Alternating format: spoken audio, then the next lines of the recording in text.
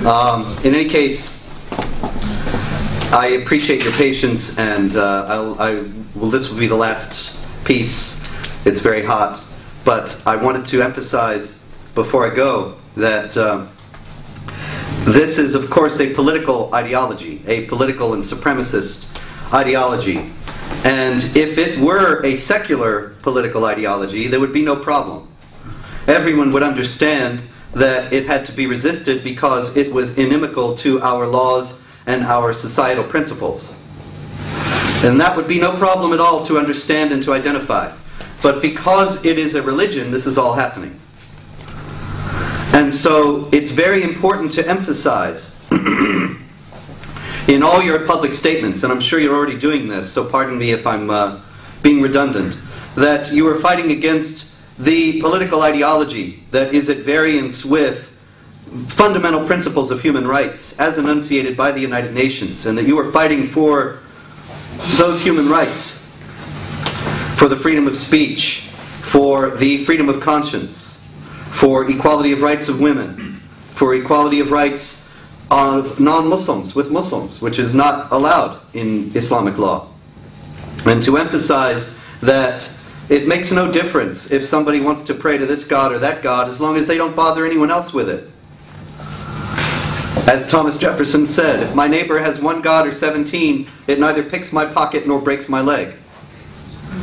But if my neighbor wants to pick my pocket and break my leg because his God told him to, then it becomes a matter of public policy. And Islam, from its inception, was a political ideology.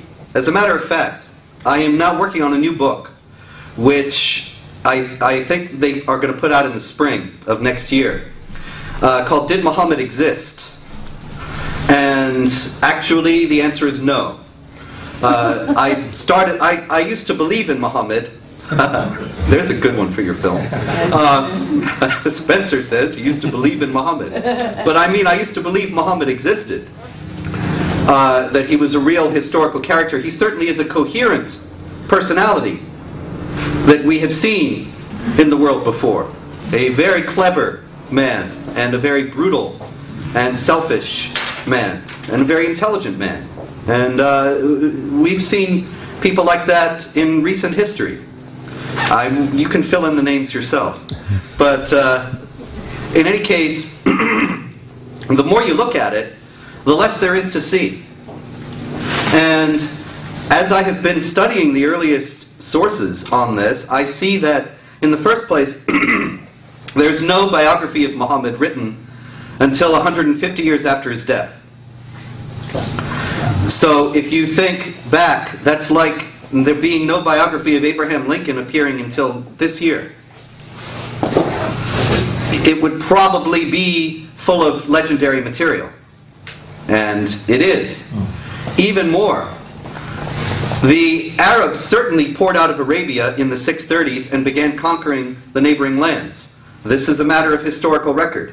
However, neither they nor their opponents, for 60 years after the conquests began, ever mentioned Quran, Muhammad, or Islam. Very interesting. And so they minted coins, they made inscriptions, and they never mentioned any of this. It's not until the Dome of the Rock in 691 that there's a statement that says, there's no God but Allah, and Muhammad is his messenger and his servant.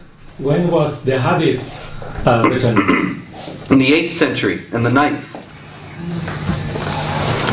And even the Dome of the Rock inscription, when it says there is no God but Allah and Muhammad is his messenger and his servant, and then it goes on to speak all about Jesus. And 4/5 of it is about Jesus, and how Jesus is not the Son of God, but is only the messenger of Allah and his servant.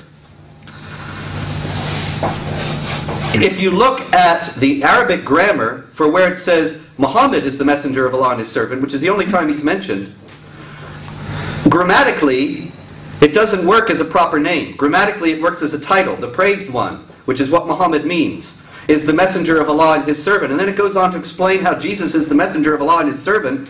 The whole thing is actually a statement about Jesus that doesn't assuredly mention Muhammad at all. So even that is the first mention of Muhammad and Islam, and it's doubtful itself. But there's a point to all this.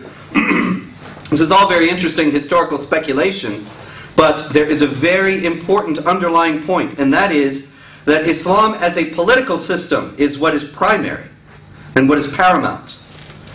And that historically, the political system existed first. And the religion was developed because in those days, what held an empire together was that everyone had the same religion. And the Byzantines were Christians, the Persians were Zoroastrians, and the Arabs came out and conquered, and they had no cohesive religion. So they invented one. It was only to justify the political ideology. The whole thing was developed. And so, in any case, that's kind of an aside.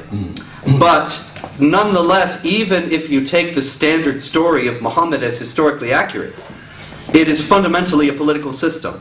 And this is the most important point we need to make, because this is the point that will change everything. There are now 23 states in the United States, 23 out of 50, that are considering laws outlawing Sharia.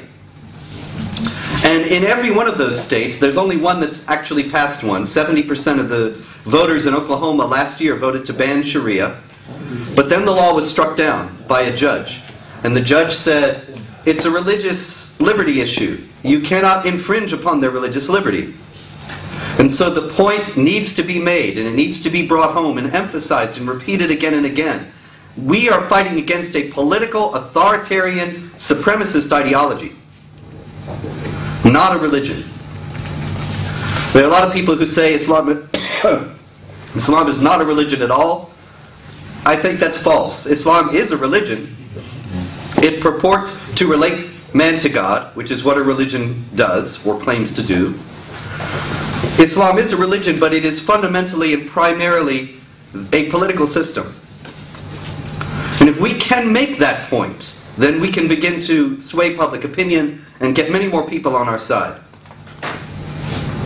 And so I leave you with that as a challenge and recommendation, and thank you again for your hospitality here the last few days, your kindness. I am very honored to be in your presence. I am very in awe of your courage and your steadfastness in the face of a situation that is far worse than what we have in the United States so far.